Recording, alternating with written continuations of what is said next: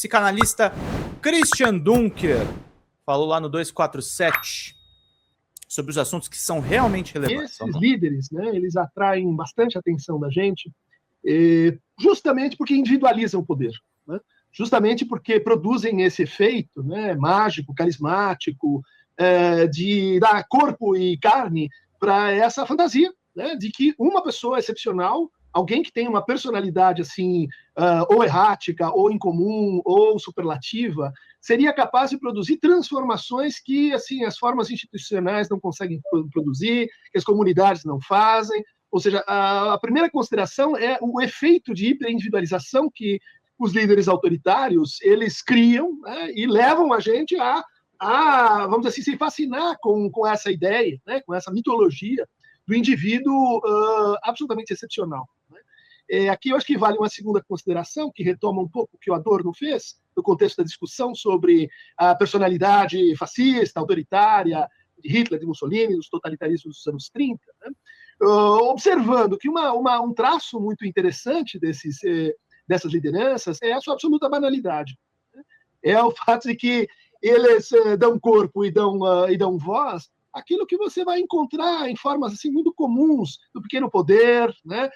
Do pequeno autocrático, daquele que tem assim, as suas fantasias sobre o domínio do mundo. E essa ideia ela é muito poderosa, porque ela, no fundo, cativa as pessoas que têm uma relação muito distante com o poder, que têm uma relação de exílio em relação às instituições, e que vão vendo nessa figura, vamos dizer assim, a projeção, né, da sua própria realização de como é que o mundo funciona.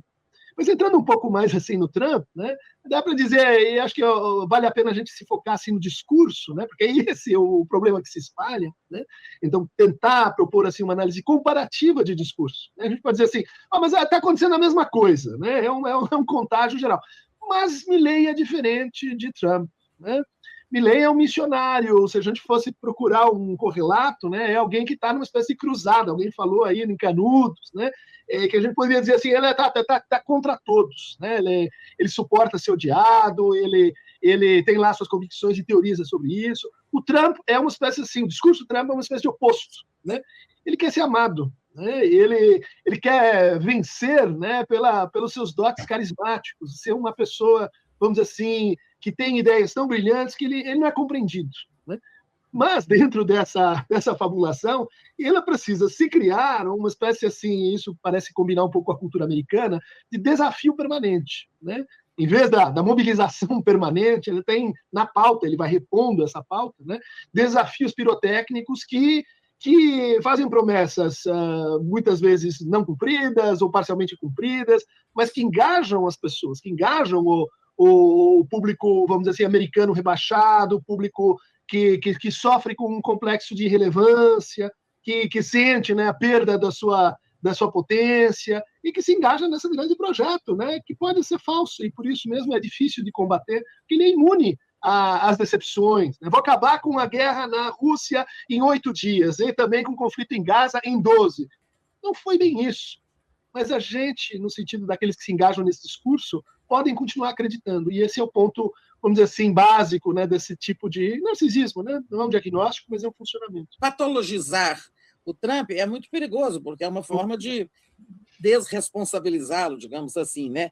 Mas eu vou fazer coro aqui a muitas mensagens que estão aqui no nosso chat, da nossa comunidade, muita gente perguntando isso sobre a personalidade, se ele é psicopata, se ele é doente mental, se ele é isso, é aquilo, nessa linha aí, né? Eu queria ouvir a sua apreciação isso, sobre a personalidade e os indícios, os indicativos de uma patologia mental. Eu acho que essa é uma pergunta, Teresa, parecida com aquela que a gente faz quando tem um grande crime. Né? O sujeito pica, mata de forma assim muito incomum. Né? E aí, sistematicamente, a gente pergunta assim, é louco ou é cruel? Né? Ou seja, tem uma patologia, né? Ele tem um tipo assim parecido com uma doença que o determina, e como você disse, né? Então o isenta, é um assunto médico, não é mais um assunto da responsabilidade da própria pessoa, ou então é uma espécie de vontade decidida, né? De vontade malévola, né? de malvado e cruel. essa alternativa já é parte do efeito que esse discurso produz, já é parte do problema. Tá? Porque, no fundo, ele vai jogar com essas duas condições no seu próprio funcionamento. Então, é possível, sim, você encontrar um diagnóstico a vários candidatos, né? Mas essa ideia, no fundo, ela está buscando uma espécie de justificativa individual, né? No fundo, como você falou, né, uma espécie de desresponsabilização. E aí eu acho que entra um pouco da psicanálise, né? Que vai ter um entendimento um pouco diferente do que vem a ser um transtorno mental, do que vem a ser um sintoma, né? Que é algo, vamos dizer assim, que não nos põe no PIX. Né? Não é porque você tem um sintoma neurótico ou psicótico que você está livre, né? Que isso aí não se diz respeito. Sim, você é responsável pelo seu inconsciente também. Você é responsável, né, por determinações que te escapam à vontade. Esse é o ponto que vai ligar, né, vamos chamar assim, a patologia social representada pelo Trump com o funcionamento dessa pergunta, dessa expectativa. Tá? No fundo, estamos nós também querendo, né, dizer assim, será que esse movimento todo isenta todos os que votaram em Trump, todos os que estão numa espécie de jornada meio delirante, como a gente acompanhou, como a gente está vendo, né, aqui e ali. Né? Então, a pergunta, ela fala de quem está, assim, também ambicionando, né, essa individualização. Mas aí a gente pode tentar responder, você está perguntando, dizendo assim, olha, o Trump é um ótimo exemplo do que a gente chama de patologia do social. Né? Patologia do social, ela sempre aparece individualizada. Né? Tem, então, um herói, tem um sujeito, vamos dizer assim, excepcional, e que, na verdade, ele corresponde ao que o Freud chamava de psicologia das massas. Né? Ou seja, é alguém que começa a funcionar em estrutura de massa. Ou seja, ele não é mais um indivíduo. Ele não funciona mais como um indivíduo. E isso que é o complicado. A gente vai dizer, isso é uma patologia? Mais ou menos. Né? Ou seja, quantas pessoas, em quais situações, a gente facilmente abre mão da nossa responsabilidade. A gente diz, olha, não fui eu, foi o outro que me fez fazer isso. Olha, não fui eu, é porque eu estava na torcida. No meio da torcida, a gente se empolga e a gente faz coisas que, em grupo, a gente faz, mas sozinho a gente não faz. Ou seja, o Trump e outros líderes, eles são, vamos dizer assim, mestres. A patologia deles é justamente essa capacidade de puxar identificações, né? De trazer você para fora de si mesmo. De trazer você, de puxar, vamos dizer assim, o patológico que reside em todos nós.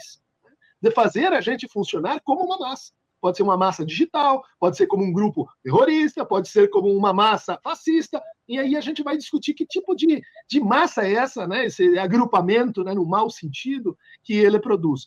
E, bom, aí a gente teria de novo, né, reforçando uma ideia de que ele é um sagaz, né, um exímio articulador de massas narcísicas, né? De massas que estão organizadas em torno justamente dessa ideia de, olha, nós vamos, se a gente lutar muito, se a gente trabalhar muito, se a gente tiver as condições assim divinas, né, supremas, como você estava falando, né, o Supremo vai salvar o Bolsonaro. O Supremo é também o Supremo. Né? A ambiguidade divina, né, transcendental, é própria da manipulação narcísica que ele produz. Agora, para poder fazer isso, tem que ter certos dotes. Né? Tem que ter certos dotes assim, de manipulação da própria imagem, né? De confiança, né, em si mesmo, de certeza e convicção, além da conta. Né? Ou seja, a gente não vê o Trump se pôr em dúvida. Né? A gente não vê o Trump voltar atrás. Ele muda de ideia. Né? Ele vai para a ideia contrária, mas ele nunca mostra esse movimento, né, de fragilidade, de equívoco, de reconsideração, de dúvida. E isso é o que cativa massas narcísicas. Né? Isso aí, queridos. Muito bom aí o balanço do Christian Dunker. Fala, galera da Folha TV. Não se esquece de se inscrever aqui no nosso canal para assistir programas como Folha Notícias Manhã, Folha Notícias Noite, o nosso Folha Entrevista e o nosso Barzinho das Meninas. Muitas coisas bacanas a gente acompanha por aqui. E a gente precisa muito, muito do apoio de vocês para nosso trabalho jornalístico, investigativo, de curadoria de conteúdo, com vocês ajudando no nosso Pix, folhademocrata@gmail.com, ou mandando superchats, valeu demais, e os recursos financeiros, tornando-se membro do nosso canal, no nosso curso de jornalismo básico, para você ficar muito bem informado a respeito de tudo. Queridos e queridas, muito obrigado pela presença de todos vocês. Vida longa e próspera. Cuidem-se, cuidem dos seus, e não esquece de se inscrever aqui na Folha TV. Até mais!